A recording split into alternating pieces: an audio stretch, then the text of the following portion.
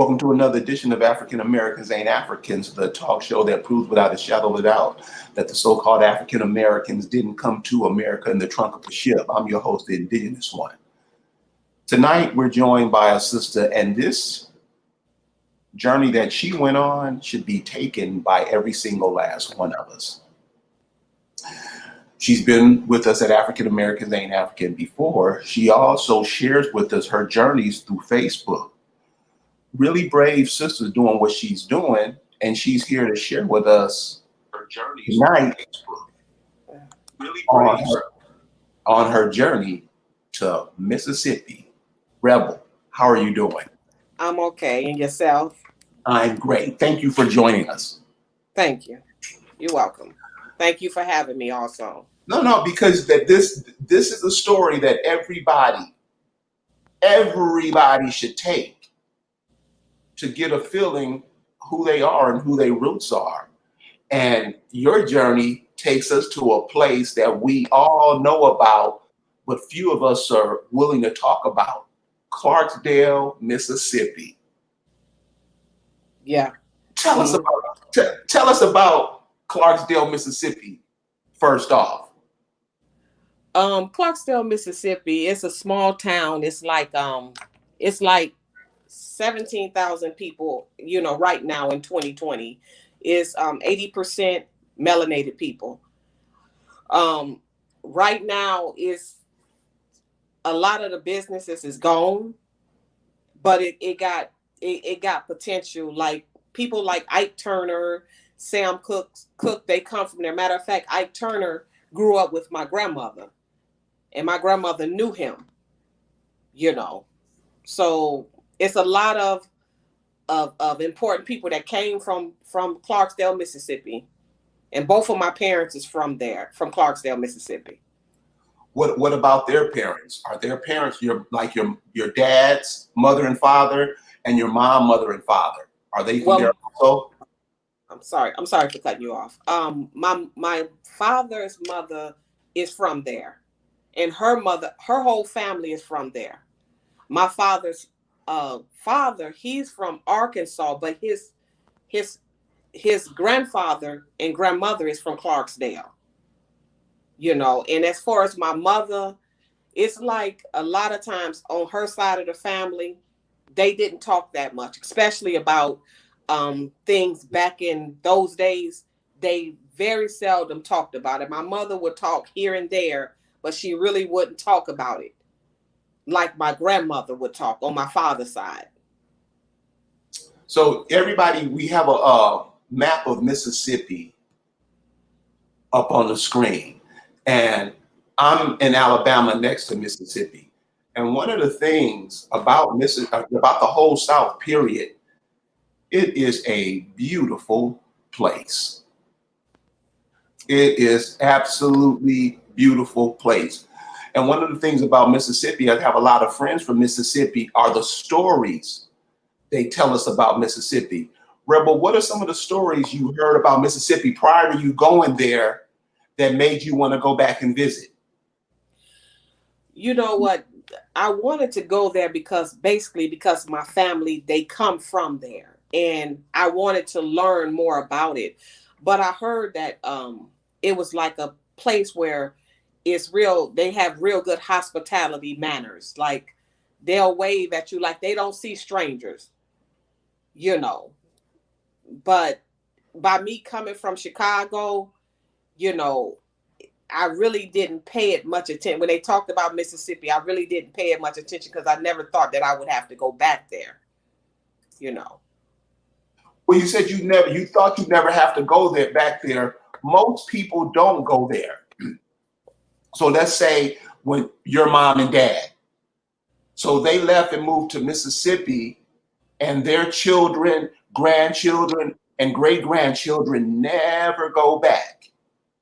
What do you think about that? What do you think about people not going back to visit, where their people are from?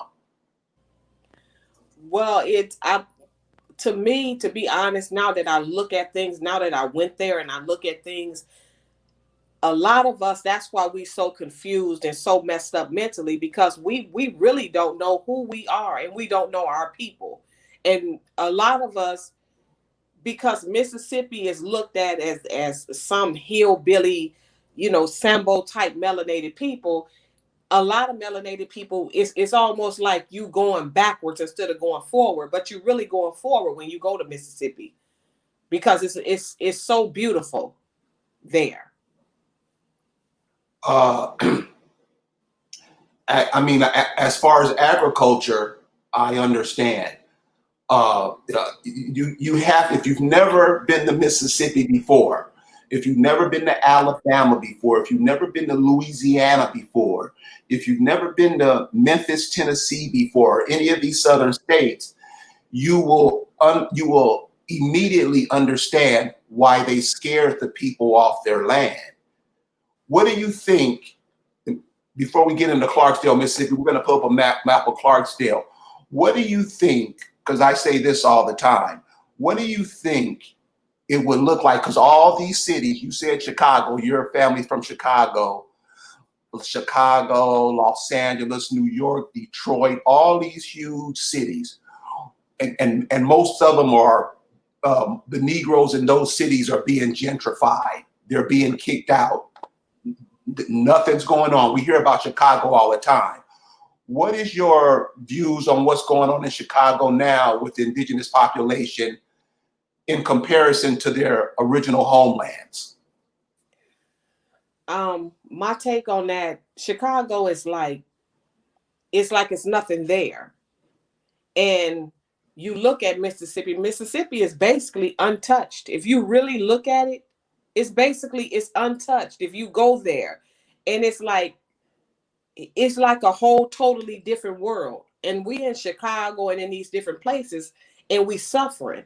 A lot of us is suffering, in Chicago and in New York. And like take for instance, my family and my mother and father, they moved from Clarksdale, Mississippi. My mother had me, she was 20, and my father, he was 23. They moved to Chicago, fresh, and he got a good job. But when he was on, I think he worked for an automobile company. And when he was on the job, some white man took him to the bar and put something in his drink, and he ain't been right. He wasn't right ever since, until the day he died. Because we go to these big cities and we don't know what to expect, and they didn't know what to expect. And neither he made it back, but he was never himself. I mean, I hope that answers your question. No, that is, because most of us, when we think about these big cities, I know my family's from Alabama, and they moved to California. And those people in California, they think they are in heaven. That's all. They don't even know where their mother's in. Most of my grandmother, most of her children don't even know where she's buried. So when you say that we don't know, we've been uprooted and we've lost ourselves, those are a couple examples of it. And we have an attitude like, so what, Nick, I'm from California now. I can do that old attitude. And what you see going on in these cities, the gentrification, the overpricing of housing and land and stuff. Do you think it would be feasible, or do you think it would be smart or intelligent if those people in those cities, our people, would find solace or refuge in these cities like Clarksdale? And like you said, it's been untouched for years. Mm-hmm. You think we could find solace not only in just farming, back to farming, but all kind of industries that we can do down here in the South? Do you think that would be a win for us, or do you think that's something that's doable? Yeah, it's something that's doable, and it would be a serious win, because it's like it's just basically just sitting there, and it's a couple of people that's trying to hold it together, but it's just sitting there, And I mean, even the hotel I stayed at, this is a white couple. A white couple came and redid a hotel that was some type of army barrack or something like that, but they redid it and turned it into a hotel, and it's beautiful. And us, which we're 80% in Clarksdale, Mississippi, We don't see the beauty in it, but this white couple saw the beauty in Mississippi. You know. See, that's what I don't get. I mean, because it's down here, it's the same way you have it with the hotels. You have a lot of people from India owning the hotels. And Alabama got to be 80% Black. And nothing. You can't even get us to be cordial to each other down here. Do you think that's part of the reason why we're not coming back? I mean, because like you say, and we're going to take Chicago because your story is so interesting because Chicago's in the news damn near every day. And I have family in Chicago too. And being from Chicago, do you think that's something that the people up there think about, even how bad the city of Chicago is? You know what? I don't think they think about it because that's just like myself before I came into this, before I came into me understanding that I didn't come from Africa. A lot of them don't know, they don't have a clue of what me and you discussing. They really don't have a clue. A lot of melanated people don't have a clue. And because they still think that they are slaves and that's where they came from, they can't get on the level of looking at Mississippi as a win. And it would be a win if we went back and start developing things down there.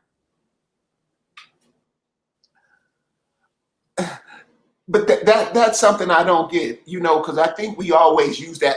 Nobody told me. I think that's an excuse we use not to do anything. But as far as us going forward, moving forward, building communities that would be safe for us, being communities that would be for us, I don't understand how people, because your mom and dad leaving wasn't that long ago. Yeah. It wasn't that long ago. And that's something that we can do and connect back to. I think that would be a boom for us, but we don't see it like that.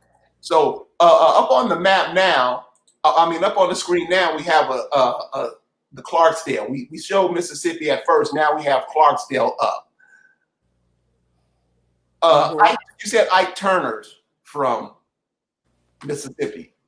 Yes, he is. Now, one of the things I tell people, I'm not into the genealogy like some people are, but one of the things I will say about places is when you go to places like Clarksdale, when you go to places like Memphis and Arkansas, there's always natural barriers or natural resources right around where you live. And we see right in Clarksdale, there's a river that adjacents Clarksdale. What's that river? You know what? I don't have a clue because I don't have a clue because that was my first time this was my second time going down there. So I don't have a clue about that, even that river, Okay, but to bring it up, when you go back and look for your folks like Rebel did, you see there's a river right here to the left of Clarksdale. Those are important places. Rivers, mountains, lakes, streams. The Mississippi runs right through it. All that, well, it doesn't run right through it. Or is that the Mississippi River? I don't know. But anyway, if you're living by rivers, places like that, forests, that's very important to finding out who you are. Not just who you are as an avatar, but who you are as a people on this planet, a species on this planet. What did those people do that live near rivers? What did those people do that live near mountains? What did those people do who live near some of the mounds there, some of the bigger cities there? And that tells you a lot about yourself. So, Rebel, we're going to get into you and Mississippi and your family and what brought you back there and what you saw. Mm-hmm. How did your family, or why did your family, and I guess it's the same thing, because that's where Emmett Till happened down in Mississippi, right? It was not in Clarksdale, but it was in Mississippi. Okay, yeah.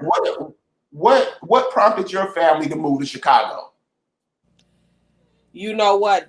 My grandmother and them, they never did discuss that. But I'm pretty sure it was because, you know, melanated people, we like trinkets. We like anything that sparkles. And maybe they thought there it would be a better life. That's what I'm thinking. Because they never did discuss it. And right now, the way my family is now, they wouldn't even imagine, like, for me to even go back. They probably would have never imagined that, because none of them have went back. I believe I have one cousin down there, you know, and nobody else have really. They live in Wisconsin and in Chicago. That's where most of my people at. Now, You what drove? Now, I know you were saying looking for trinkets and a better way of living. What industry that most of your family get into? I know when we move to the cities, there's car jobs and secretary jobs and the military. What did most of your family? What did they flock to? Well, we have a lot of nurses in our family, but my father, he worked for Ford. He was a supervisor for Ford, and he was a young man. He was about 22. He was very, very young, but he was very smart too. And he was a supervisor for Ford.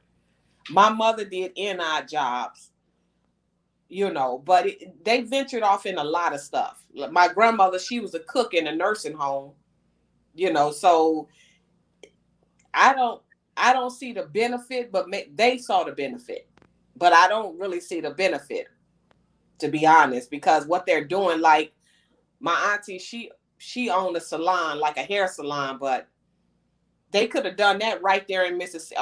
Everything they did there, they could have done it in Mississippi and could have built if they would have stayed there.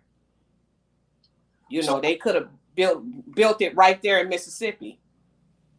so what do you think? What really? Because I can tell you stories about Alabama that would make your blood boil.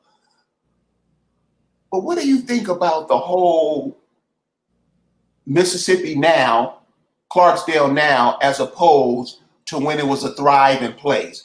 And how come we weren't more, we weren't more vocal in our position there? Because one of the things that people always say here, and when I ask them that, oh man, they kicked us out of our land. But it's like, but you were in the army at that time, especially in the times when people were leaving. You had all this military might and muscle. You were the police. How did that happen? What did you see from your point of view? Why that happened? I know you didn't see it because you were born in Chicago. But now, looking back, what do you see where the mistakes were? I, to be honest, because I think it was out of fear too. Because okay, my auntie who raised me, and when I went down there, I was just thinking about a lot of stuff. It made me reminisce about a lot of stuff and how it looked like a ghost town. It's people there, but it looks like a ghost town. And I remember my auntie on my mother's side. I had got into it with some little girl. You know how little girls fight. And my auntie said, you know what? Sometimes it's best to keep your mouth shut, because I remember back in the day, and she's from Mississippi too. She said, I remember back in the day, I had to put my head down and, I couldn't say anything. And I never understood what she was talking about until I went to Mississippi. So I don't know if it was fear. It had to be for somebody to run you off your land. It had to be some type of fear. Brandon Rogers writes this. I watched a food program on UNC TV and it featured Clarksdale, Mississippi, as there were an influx of Chinese people in the 1800s who started grocery stores in the city. Did you ever see some of that? No, no, I didn't see when I went, even now, everything, like when I went down there when I was 16, we could walk from downtown to my auntie house. We can walk there. But now all of the places that was open downtown, basically they closed. It's only a couple of businesses downtown, but basically everything else is really closed up. But the courthouse and stuff like that is still, because I had to go there, it's still open. But everything else is just closed down. It looks like a ghost town, but it has so much potential. Do you think that would be a feasible thing if a whole bunch of uh, indigenous people went back home and started building there. I mean, start building, because we have all this talent. And that's why I don't understand how come this isn't talked about more, especially with these dying cities. And they are dying, y'all. Us moving back to the South or where our people from, I think that would be a win for us. But obviously, a lot of people don't think that. When did your family start getting into Chicago en masse? It was around 1969, 1970, the early 1970s. And they start coming up like, I believe my Auntie Pearl went up first, and then my father went up, and then my grandmother went up. Everybody just started leaving. Okay, so basically you were some of the last immigrants out of Chicago. One of the and this is something that you should check out if you ever get a chance to check out, people. The Chicago riots, and this happened around the turn of the century. This isn't the 1968 riots. These are the Chicago riots. But at the turn of the century, they had Chicago riots because the people up there that were in Chicago already, many of us haven't got there yet. And you can check out the story. Many of the people that were working in the factories and whatever manufacturing they had in the city, they went on strike. So the white folks went down to Mississippi and recruited a lot of brothers and sisters from Mississippi to come up there, paying them more than they were paying the whites up there. Started a big riot. So to me, that was the first migration period from Chicago. I mean, from Mississippi to Chicago. When your family went there in the early 70s and stuff, what was the calling card for them to get to Mississippi? What do you mean by that calling card? You're talking about what did they offer them? Yeah. How were they lured to Mississippi? Was it still the same? Because that from 1910 to 1970, that's 60 years. And I'm sure people were coming out of Mississippi every day once they heard about what was going on in Chicago, because it was a new city, it was building, and they needed the people of the land to help build that city. You see what I'm saying? Yeah. Well, like I say, my father, he had a good job. He had a good job. He was in his early 20s, and he was a supervisor at Ford, making cars and stuff in Chicago. And I believe it was Ford. And he had a very, very good job, to the point he drove a Cadillac back in those days. He bought my mother a house. Yes, he was making very, very good money. And he was a country boy. He was from the South, and my mother was too. And that's the only thing I could say is a better job, because in Mississippi, I don't think they had jobs like that for melanated people. I don't think they did. Check this out, and this is what gets me about us. A lot of people say I'm too hard on us. Nah, bullshit. I'm not hard at all. One of the big things they have in Mississippi is casinos. Why aren't we building casinos? This is what I don't get about us. Why they have Indian casinos? They not Indians. You're the Indians that moved out, and they're just taking over your place and being you. This is the cold part about it. We support them more than we support ourselves. That's true. So what do you think about that? You know what? We're too commercial. We're too, like I said, we're not those same people from back in the day. We're very commercial. If you look at the melanated woman, she can't just be free and be herself nowadays. And a lot of us, now, I could drive a Honda, you could drive a Mercedes Benz, but they do the same thing. But we into who got the most. That's what we into.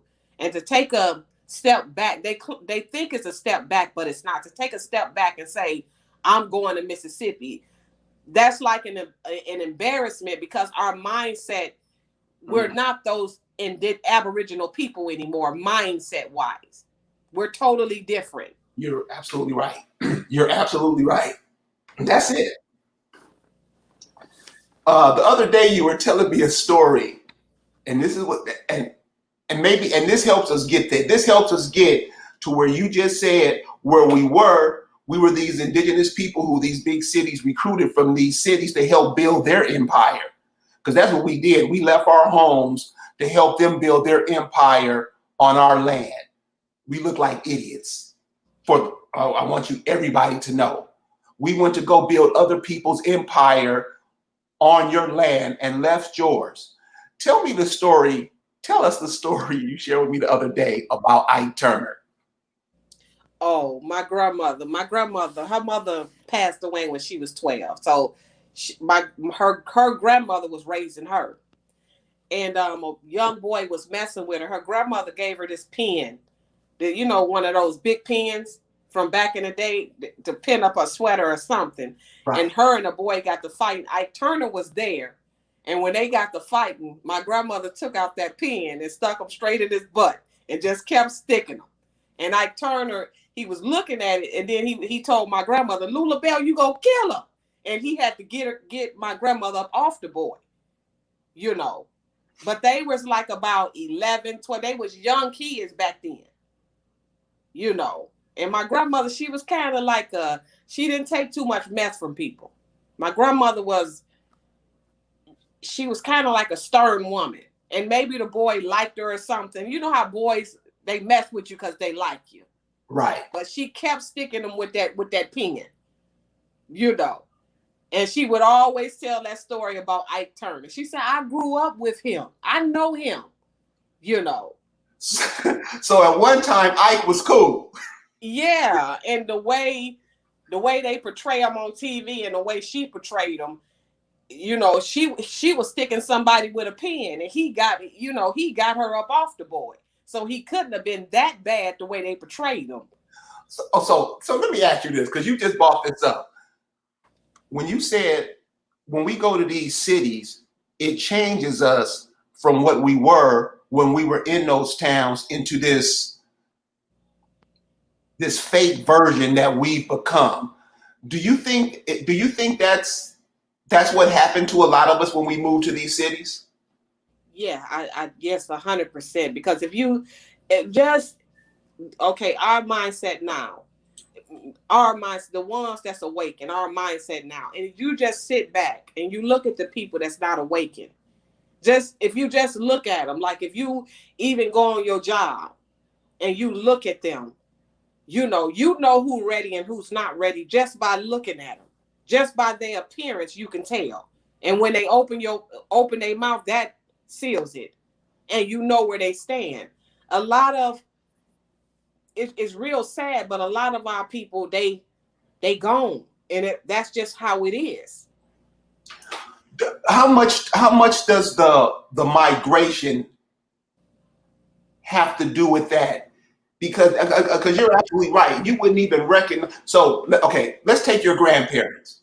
Mm-hmm. Your grandparents, if they grew up in Clarksdale, Mississippi, what do you think they would think about the people who live in Chicago, New York, Los Angeles, Detroit?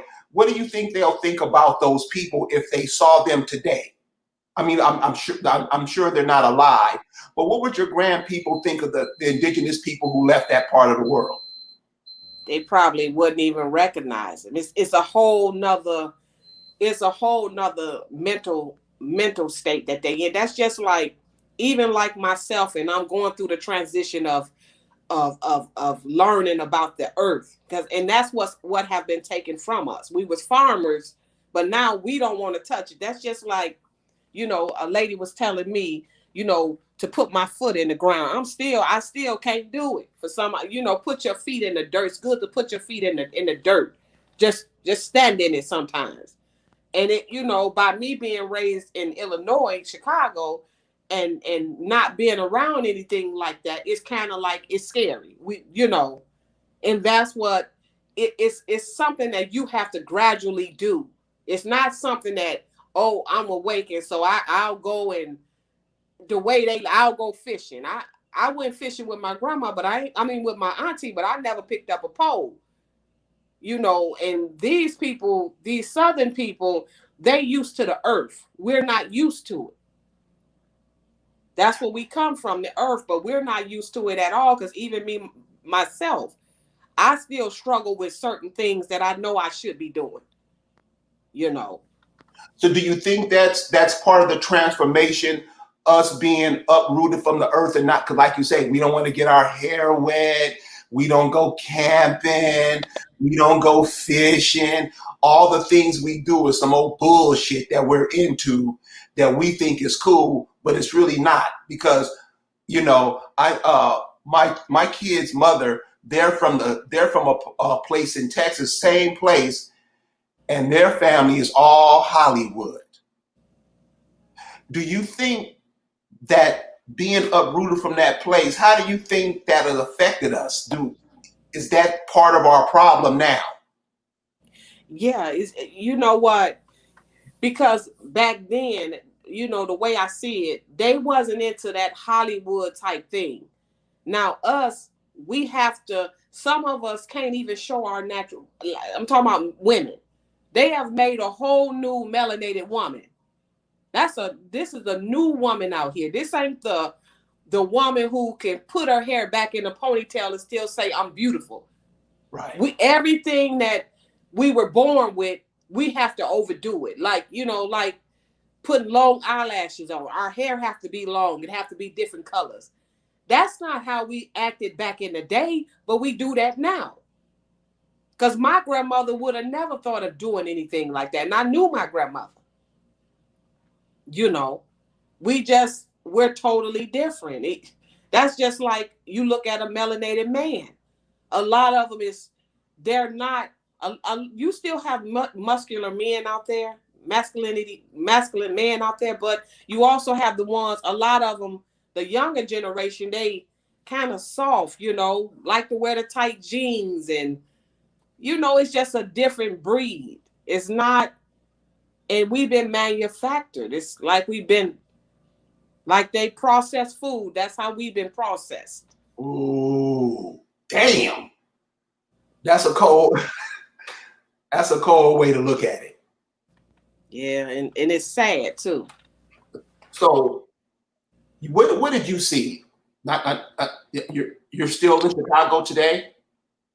I'm not in Chicago. I'm in the South, but I'm not in Chicago. No, I left there. I Okay. left there. It's Okay. Yeah. Same thing with me. I left Los Angeles. It's a horrible place. And when you find out how horrible Los Angeles is, it's going to take many of us probably 100 years to find out. But when you find out what they do to us in these places and what we do to maintain our status in these places, it will blow your socks off. So now that you've been back to Clarksdale, how has it changed you? Because I know you think about it daily. Yeah, I do. You know what? I think that's where I wanna move. That's where I wanna move to, Clarksdale. And the reason why is because that's where my heritage is at. That's where you know, my mother and father, I was born in Chicago. I only knew the lifestyle that was given to me. That's all I knew. If you go down there and you meet the people and then you come back here, I'm in Atlanta, you come back here and you see these, it's a different vibe. It's a totally different vibe. You know, it's like soon as I got out the car, people would drive by and they still waving at you because they in a time cap, it never changed. And they'll wave at you. And when I first saw it, I thought it was just somebody just waving at me, but everybody who went past me would wave. You know what I liken that to? Same thing down here. Everybody waves. It's changing now because everybody's trying to be more cityfied. But when I used to come down here as a kid, everybody would wave from their porch everywhere. And that reminded me how ants do when they're transporting or moving around. They always one is going one way and a bunch of ants are going another way, and they would always touch each other or something. And that's what that reminded me of, everybody waving at each other. That's what that reminded me, a connection not only to the people around where they were, but also a connection to that land. Yeah. So what do you think about, now that you've been down there, you checked it out, you walked in some of the same footprints your grandparents, parents, great grandparents walked in. What are some of the things that you picked up? What are some of the things that you wish you would have grown up with that you saw down there? You know what? I looked at the situation like my parents got down there. They were together in Clarksdale, Mississippi. They got down there and both of their whole lives changed. And it didn't change for the better. It changed for the worse. Mm-hmm. And I could just imagine if they had a never left and built in Mississippi, and the type of kids, because I have a sister and a brother. My sister is very strong, just like me. The type of kids that they had, it's no telling what we would have done right there in Clarksdale, Mississippi. And I look at our family structure, a lot of melanated people, and it's real sad. A lot of us, we don't have that family structure no more we had back in the day, where we can go to our cousin house. It's all about, this family, this family have to be doing better than that family. It's always being like the Joneses instead of being who you are. And I think about that because I have my father have gone. He have transitioned, but my mother is still here. And because of the consequences they made of going to Chicago, me and my mother, we kind of estranged. And that goes for my sister too. My sister live in Detroit. I'm here, and and that's not only my family. Most families is like that. That familyness that they had back in the day. And I experienced that with my auntie because every year we'll have a family reunion, and when we saw our relatives, we just hug them, and we just, because we be so happy to see them. And you don't have that anymore. Most of the time, you just worry about your immediate family, and then that's just it. It's us leaving our roots and coming to Chicago and other places. We lost a lot of love, a love for each other. So if you could talk to the young people today, and what I mean young people, I mean the ones 15 through 25, what would you tell them about places like Memphis, Birmingham, Clarksdale, Jackson? You know what? By them being so young, it's so many opportunities out there. When I went back to Mississippi and just to see all of these shops, and the thing about the sad part about it, we come here, okay? We pay rent. Now, most places, your rent gonna be from 1,000 to probably 1,800, sometimes 2,000. You ain't lying. You can go to Mississippi. It was a house just sitting there. The house had 4 walls, and they were selling the house for $7,000. And I looked at this and I'm like, the potential, a young couple, get that house and build from there. Pay that house. Your mortgage ain't gonna be nothing but about $90. Just imagine what you can build. Because what really messes us up, and is what really messes us up is that we have so many bills we can't even think straight. And now it's to the point where in order to even pay your rent, you got to work two jobs in order to even make it. And you got Mississippi just sitting there because you think it's too countrified. Because you can't shine down there like you can shine in somewhere like Atlanta and Chicago. And you shining for people that basically you don't have no ties to. Just a lot to think about. Listen.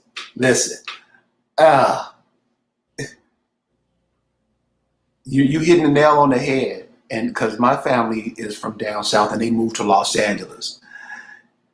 And if you saw these shines, I'm embarrassed. They have an attitude. I know people who left. I know people who are millionaires who have left Mississippi, went to these cities, and like you said, shine for everybody. I ain't never going back to Mississippi. That haven't even been there like you did. That's why I think what you're doing right now is very important to let people know you have a whole world waiting for you, your children, your grandchildren. And these are cities, the South is huge.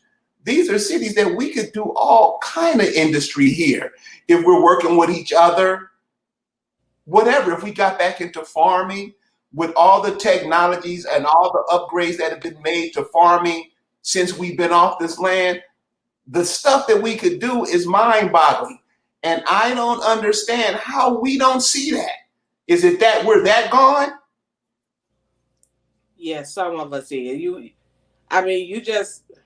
You just have to, both of us is awakened. If you just see the people that everybody, because they got this little thing where, chase that paper. And paper money comes from a tree. It's from the earth. But they got this thing out there to chase the paper.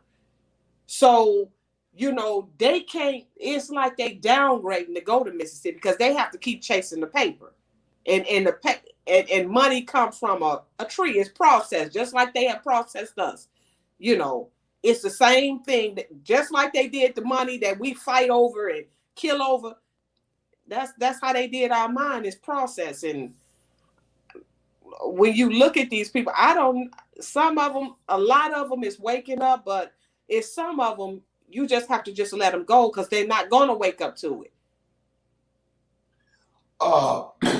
That civil rights, we just had this cat, John Lewis, that just died. I didn't know John Lewis. To me, he was a shine. All of the people I know that's around my mother age, everything he says, they say. That whole civil rights, I'm down here, I'm in Birmingham, where the civil rights thing went down. You wouldn't believe this is a joke. And so I asked a lot of people, especially a lot of elders, what was the purpose of the civil rights movement and what did it produce? And none of them says anything. What do you think are some of the things that we could do down here in the South with all this land? And listen, if you guys have never been to the South, and I know many of you are down here and what could we do down here in the South from your point of view, from a woman's point of view, a nurse of what you do?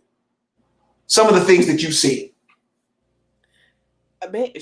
You know what? It's like, to be honest, and it makes me smile that it's untouched. You could build hospitals, your own, because we're dying in the hospitals. And they killing us. They just killing us when we go up in there. If we went there and opened up a maternity ward for melanated women where they can feel safe having their children, this is the type of stuff that we need to work on. Our own supermarket, our own farmland, meat market, stuff like that is what we need to build on, and once we don't have like everything. And I was looking at this when I was driving to Minnesota, and you see all these farmlands and you see white people on them. I seen one white boy on his farmland. But this is 80%, Mississippi is 80% melanated people. That's the part that I don't understand, but I don't know what to say when it comes to it. It's sad, but it's so much potential down there. So the brother Cooley CC said, what steps did you take to find your lineage? And that'll help out. Well, what I did is I went to the courthouse, and then the people down there is very sweet, and they'll help you out. They're very, you can talk to them.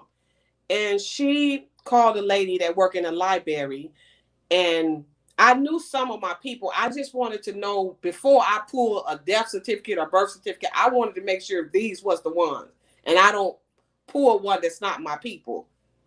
Because there's a lot of people out there with my grandmother's last name and my great grandmother's last name, so I have to be careful. So that's why I wanted to go down there. But you go to the courthouse, you can, if you go to the courthouse, and you can talk to it's a library they have down there. A lot of stuff is still closed off, but it's a library that they have down there. And a woman was able to help me out to give me like resources, like I think it's called Family Search. And then in Mississippi, you have to go to Jackson, Mississippi, in order to, and go to Vital Records in order to pull like death birth certificates and stuff like that. You know. So what do you see? This is just as a state. And since you've been south, okay, so this is how I think. So let's say in Mississippi, let's say the industry there would be, let's say, fish. You have that whole Mississippi River there, transportation, it could be used as a transportation highway. What do you see Mississippi being that is constructive and conducive for us? What do you see Mississippi being in that, at that aspect? What it can produce, Yeah. what we can be. What I see is, you know, it could be like fishing, and also like a lot of farming, because it's so much, and it's beautiful. It's so much land down there that is used for farming. You know, that would be a big one if we can get back into farming our own land. So this is why I asked Rebel that question. And she hit it on the head. Farming. In these cities, 90% of us eat fake food. Food that's bought over from China. We love it. I tell the average Negro that when you go to a Chinese restaurant, orange chicken is only dog and cat. How don't we know that? How are all these immigrants coming over here and they eat animals from their land? They eat bats. They eat dogs and cats because those are the natural resources where they live. What about us, Rebel? What do you think about us getting back into eating rabbit, eating squirrel, eating pheasant, eating more turkeys? Do you think that'll make us more healthier if we did that? I believe it will, because right now we don't know what we really eat. We don't know what we're eating. And I remember, now that you mentioned it about squirrels and stuff, because I've never ate none of that, because I wasn't trained to eat that type of stuff. We laughed at a lady when I was at work about 2 years ago, and she said how her mother, they used to catch them and eat them. And we laughed at her because we had never heard of nothing like that. And they'll see one and catch it and skin it, and that will be a meal for them.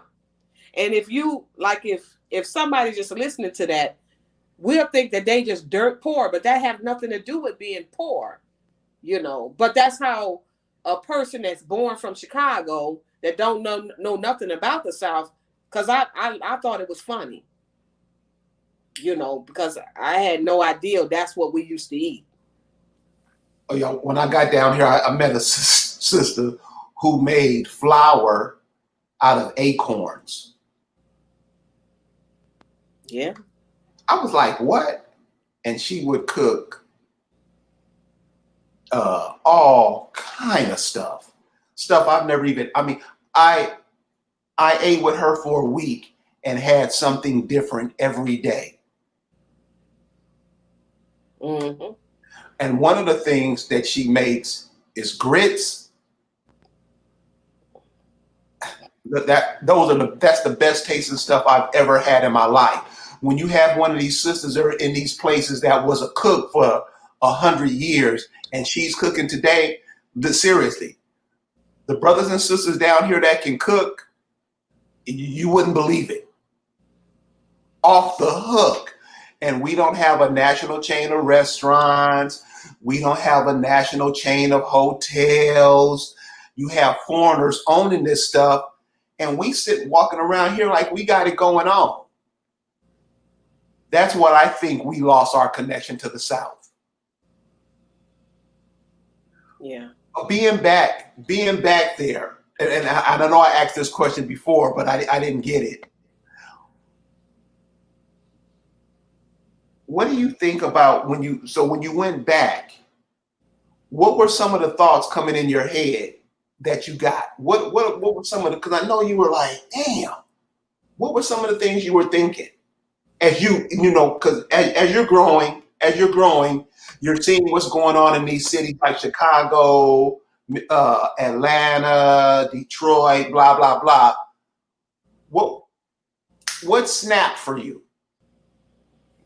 You know what? When I went to Mississippi, and it's almost like a peace that you can't describe. It's like a peace there, like I didn't want to leave. That's how I felt. I did not want to leave, because it's to look at what I have been through living in Chicago. And another thing too, if you look at the way we have grown up, a lot of people by the time they're 25 nowadays look very, very old. They don't have that. You're right. They don't. At 25, you still should be looking like a little girl, and they look, because it's rough. We grow up fast. That's the part of the manufacturing that they do to us, and it takes a toll on us because we're not supposed to live like that. But in our heads, because I thought this is how life was supposed to be, the way I was raised. And you go back to Mississippi and you see the people laid back. And I went to a restaurant, it's called Grandmama's House in Clarksdale, Mississippi. And I asked the girl, she's my age. She's in her late 40s. She's my age. And I asked her, I said, what made you, and she looks very young. And I asked her, I said, what made you stay here? She said, my mother is still living, and she's 60 something. And she said, my grandmother is 94. And she said, they still living at home. And I looked at that and I'm like, my grandmother, she died, she was in her, I believe, her late 70s. But just imagine if she would have stayed there and kept eating off the land like that. That goes for my father and the rest of them. Just imagine if he would have never went there for 3 or 4 years of his life. He was able to buy a Cadillac and a house. But look at the outcome of all of it. Just to chase paper. And I'm not saying that we're not supposed to take care of ourselves, but now that I'm a grown woman and I'm in my 40s, and I look at my life when I went down there to look at how these people live and to see what my family went through, it makes you just look and be like, wow, it could have been so much different. Let's talk about that for a second, because that's very important. I'm glad you brought that up. The age thing, how we just shoot through life. We don't, like they say, we don't stop and smell the roses. And the city lives are so fast, and we burn through it, and we die so young. And I have aunts down here that's 90 years old, and they're doing stuff that women that's 50 don't even do. Let's talk about that, how that change of pace, how that has just shortened our life expectancy. Well, you know what? That goes for me and other people that live this type of life, because I'm still living that type of life in a sense. When you out there and you chasing paper and you trying to pay bills, it's like you eat at different type of restaurants, like you was talking about, like the Chinese people. They giving us cats and dogs, and we don't know this.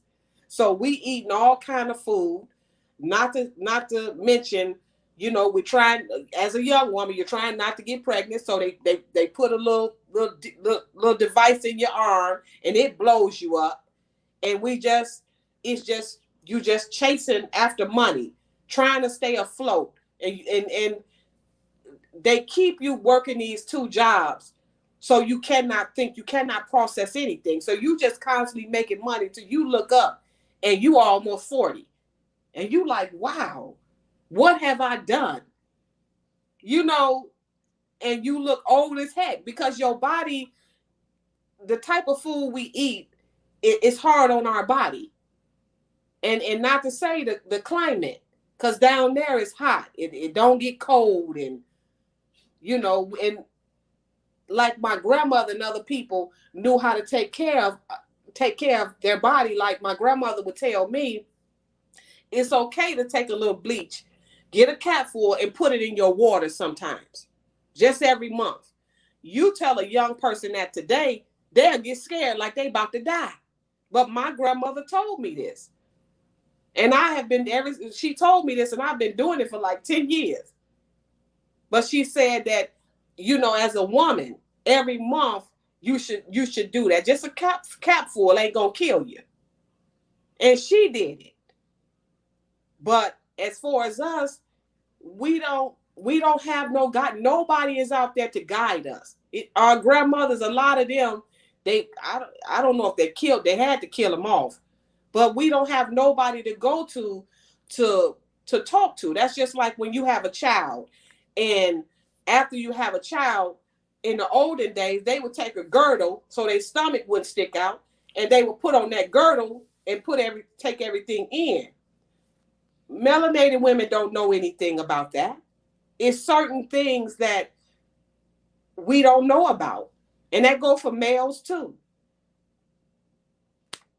I hope that answered your question. Sure. No, you did. I mean, that's what I'm saying. Because you went down there and you know, you're bringing back what stuff your grandmothers told you and stuff like that.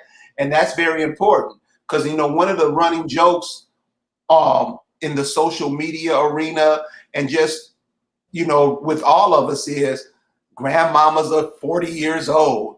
And it's funny you brought that up because, you know, like my grandmother lived to be 90 years old. And they're older. And down south, a lot of people are in their hundreds, 105, 110 years old.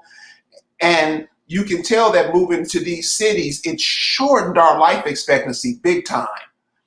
That's another thing. Also, in these places, we've gotten to that thing called abortion. And this is what really wiped us out. And this is what we don't understand. And this is what I try to share with people today. So let's say, whatever that abortion law was, Roe versus Wade or whatever, let's say a sister leaving Clarksdale, Mississippi, going to Los Angeles, California, she wanted to get a job, but she's pregnant when she left Clarksdale, Mississippi. She gets to LA and want to get this job, she got to get an abortion. Not only does that wipe out that baby, it wipes out that baby's children and grandchildren. See, this is when we talk about genocide. They just not coming by with shotguns blowing you away. They're doing it slowly where you cool with it. That's how all these foreigners are coming in over here, because we doing stuff, we think we doing something that's good, but it's really killing your life expectancy. It's really killing you off. And we cool with it. We look at it the way they tell us to look at it. Eugene Page asked, does she know that the Mississippi Archive is offering free help in finding your lineage because of this coronavirus? Oh, what? I mean, because you talked about earlier how, things are happening and, people are doing stuff and with this coronavirus thing going around, the Mississippi Archives, and I would suggest everybody go to the archives and find your family. You would not believe the things your family has done. And it just goes to waste because we don't really care. Most Negroes want to look at Meg the Stallion or Megan the Stallion before they look up their own grandmama. This is where we are today. So, well, what that sister was saying, what do you think about that? Going to these archives and trying to find information about your family. Yeah, I believe that that's a very good idea, but the way things is going, like I know they say I don't the pandemic. I don't want to get into that, but a lot of stuff they're closing down, so we need to start doing this right away. That's why I didn't care about no pandemic. I needed to go down there and I needed to see for myself. You have to keep living. I know they're trying to close up a lot of stuff, so we have to. It's urgency that we start looking into our family and stop waiting. You know, so that's a good idea, but by it being the coronavirus, I don't even know if it's open at this point. Adrian Daniel says something that's interesting. And this is what I mean about, killing the people off. This sister says her granddad lived to be 104 off Texas land. I hear stories every day, especially from people from the cities. I don't hear people say their grandparents, if they didn't make it to 100, something was wrong. And what this sister was saying, her granddad lived to be 104. My grandfather lived to be 108. In the cities, you don't see those numbers like that anymore. Does that look like it's a genocidal trait to you? To a certain degree, and then we also can't play innocent in it, because a lot of us, it's like we don't take care of ourselves properly either. And it's like I say, it's just the rat race that we have to go through. That's what really kill us early. Because my grandmother, she was going to work as a cook, and she had to walk with a cane. And my grandmother was at that time was about 59, and she had already had a cane, and she had to walk with a cane because I was a dietary aide at the time. That's how I know, you know, and she had to walk with a cane, and she was very young. That's what I was trying to tell people. They make it seem as though, even like if you in your 70s and 80s, you still supposed to do a lot of stuff, you know, and we're taught that by time you fit, and it's not even taught. Even like where I work at, you see a lot of young men, young melanated men with G tubes, traits. You know, it has to be with the lifestyle too that we have been given in these cities. That it have to be. It's our lifestyle too. That's interesting that you say that about your aunt on the cane at 59 years old. You're old if you're 40 down here. Now, today, if you're 40, you're old. What is that saying? What to you, because you're a healthcare professional, what is that saying when you think the people who are just really starting out on life think they're old at 40? Yeah, in your life, in your 20s and your 30s, that's when you learning about life. You don't know, like they tell you when you're 21, you're grown. You're not grown. In Right. your 20s and 30s, you learning about life. But the way everything that's out here, like I'm starting to think diabetes and all of this stuff, it have to be the trauma we going through. It's something else that's going on, that melanated people, we are the main ones for diabetes and and heart disease, high blood pressure. And it can be stuff that they put in the food, but it's something that's making us deteriorate at a fast age. And then you go to the South, and this woman saying that her grandmother's still walking around and living her life, and she 94. So it have to be something wrong with that picture. And you're not going to know it unless you go there and you see it for yourself, because this is something that's hidden from us. We think that we actually live in life.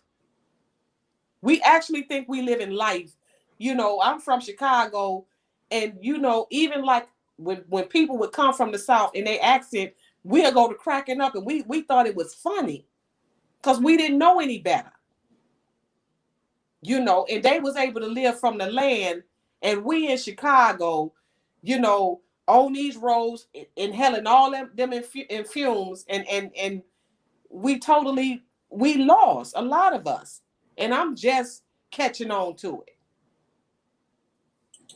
Yeah, I mean, but one of the things that I don't like, and and this is something that we put on ourselves, we always claim that we don't know. I mean, when you go through the history of the indigenous people in America, you see some of the most brilliant people ever on the face of this earth. And those are the people you're just told about. So us always trying to be in that, I don't know, nobody told me nothing. We always play dumb, like we don't know something.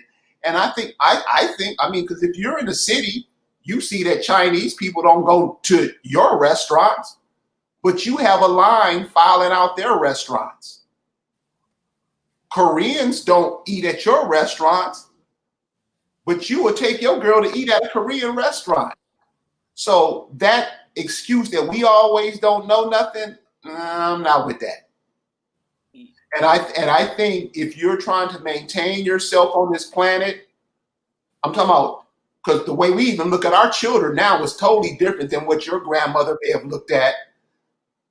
We don't even think about making ourselves viable, a viable species on this planet. And everybody uses us for what they want to use us for. What do you think about that? You know what? As melanated people, a lot of people, I believe the reason why they act like they don't know because they don't want to do anything. A lot of them don't want to, and it's not, that's just like on my page. People will come on there and they, instead of them taking the time out to just study it, they'll just go completely off. And when you go off, that's because you don't have a rebuttal. You don't have anything to come back on, but you feel you cursing, that's going to prove a point. So it's like a lot of our people, we done gotten complacent in this situation where we at. And some of us, like I always say, a lot of melanated people, they not going to tell you, but they invested in this with these elite that's doing us wrong. They invested, with these elite. Because it have to be, our people have to help them for them to have this much control. You're absolutely. So that's why some people, melanated people, a lot of them, they don't want to help. And another thing I want to point out too, like I was saying about the car, they can put some gadgets in your car. They can put a iPad. It's like an iPad you see in the cars now, and they can put it in there. We get excited over stuff that trinket stuff, anything that sparkle, we get excited. So some people, they'll sell you out for a little bit of nothing just to have a car. All that also comes from the earth. To have a house that comes from the earth. And I'm not saying that you shouldn't have these things, but a lot of us is mentally ill because we don't know where we come from. We think that we're not anything. Oh, when you say so this is just how I see it. And you hit the nail on the head. Oh, I want to go to Tyrone Kennard's, what he says. He said, deers are getting tumors and fish are filled with mercury. That's a 40-year-old song by Marvin Gaye. Mercy, mercy me. He was telling you back then the fish were filled with mercury. And we don't, and stuff that, when one of the things that I understand is that music back in the 60s and 70s and early 80s were telling us things. And even now we say that music is old, but church music isn't old. The music that was telling us things and what to look out for, we don't even listen to that.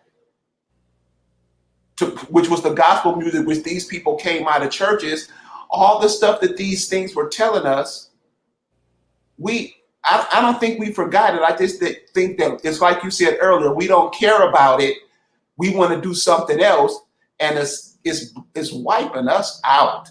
And now the sounds that we listen to, this shit that we listen to today, I'm not saying we all listen to it. I'm saying it's just being put out to us over the mainstream is wearing us out. Is that what you're talking about when you say these cities, we have gotten to this fast life and we're living, other people dictate how we should live, what we should listen to, what we should eat, what we should know, and we fall back on that and say, we don't know nothing out because we're not trying to find information. We're not looking for information to pass down to our children. Exactly. Yeah, you said it. That's exactly what it is. And like you said, I've heard you say on a lot of your programs, we allow people to give us stuff. We not give us stuff, but we have to go out to other people to buy everything that we need for our life when it comes to our clothes, when it comes to us eating. We don't know what we taking in. We go to the doctor, they give us some medicine. I want to just tell you an example. This melanated girl, she got hypertension. And when you deal with medication, you got to look at the last four letters and you will know if they're like sisters, if they're the same thing. Now, she was on lisinopril. That's a hypertension med. They put her on in the same category. It was a medication with the same PRIL. And she didn't understand she was getting the same thing because one of them she was allergic to. They can tell us anything and we just fall for it because a lot of us, we want to stay stupid so we don't have to be accountable, but it costs you your life when you don't want to learn. That's what really happens. And when I was telling her, I said, you need to go back to your doctor and he need to give you a medication because lisinopril is not good for melanated people. But she couldn't figure it out. And see, by us not wanting to learn and by everybody giving up, that's just like if you go to a Korean store. I don't go to them no more, but when I used to, if you ask for a product, they'll go the next time you come there, they'll write it down and go get that product so it's in their store so they can continuously make money off of you. Yeah, and one of the things I saw about that, because living in Los Angeles, I did that several times, tried to open up businesses, and in our neighborhoods, and we don't support each other. Let's be honest about it. They would go to the Koreans and get the Korean and the Asian medicine that those people grew. I mean, still do it today. Like one of the things, ginseng. You mean we don't have a ginseng, something like ginseng here? We don't grow. I mean, like I say, and like we were talking about earlier, the South grows everything. You hear me? Grows everything. And we're just not into that. Do you think this COVID situation that we're going through now and all this stuff is going to force us to look at ways of doing things to maintain ourselves on this planet, to keep ourselves as a viable entity on this planet? Yes, I believe it will because a lot of us is realizing that we don't have anybody. We have never had anybody, but they was able to mask it. Now we're realizing that we don't have anybody. That's why a lot of people is talking about, well, buy land and, farm land. Now people is talking that way, So I think it will, after a while, it will change because it's like, if we don't change, we're not going to make it. And that's just the bottom line because we don't have anybody. But us as melanated people, we have to learn how to respect each other. And that's something that we have lost because you can go to a melanated person and they're ready to fight you, and then a white person can step up and they respect them. Like you said, you open up many businesses. But then it's some people that have some melanated people that have businesses, but they're not genuine with it. And that then gave melanated people a bad rap to the point a lot of melanated people is afraid to deal with other melanated people when it comes to business. And it's not that we cannot do it, because we brilliant people and there's nobody that's better than us. But it's just that some people, they don't care about the next man. You have to care about the next man. Rebel, I really want to thank you for sharing your what you saw from Chicago to Atlanta to Clarksdale, Mississippi. Your last words. You know what? Just, learning about that you're indigenous to this land, you have to, it takes time, and it don't come, it's sometimes it can be frustrating because you feel that you're in it alone, but just keep going. And that's all I really have to say. So I want to go ahead and end with this. You see this sister, she came from a major city and she went back to find her roots in the South, where damn near all the foreigners come, because they know, they look at it from this way. What if their people would have left the rural areas where they were from? What would happen to that land? See, other people around the world know that. We don't, because we don't know anything, and we're proud of that. The women want to have babies with idiots. The idiots go looking for the sisters, and what do they create? And you're seeing that now. And I would suggest that we get out of that. Don't talk to me like that. Seriously, because the whole world is waiting for your demise. You know why? Because they want America. Because the other side of the world is so messed up. They've messed that world of Africa, all that. They've messed that part of the world up. This is only one of the pristine places on the planet, especially in the Southeast. All those national parks that you have around the country, those are yours. But since you're a Moor, since you're a Hebrew Israelite, since you're African, since you're a Christian, a Muslim, all these ideologies, you don't even know what's right in front of you. And then you want to get mad when people like me bring that out. Dude, we're on the way out of here. Seriously, we're on our way out of here. And many of us, we don't care. Okay? If you know anything about death and life are intertwined, if you think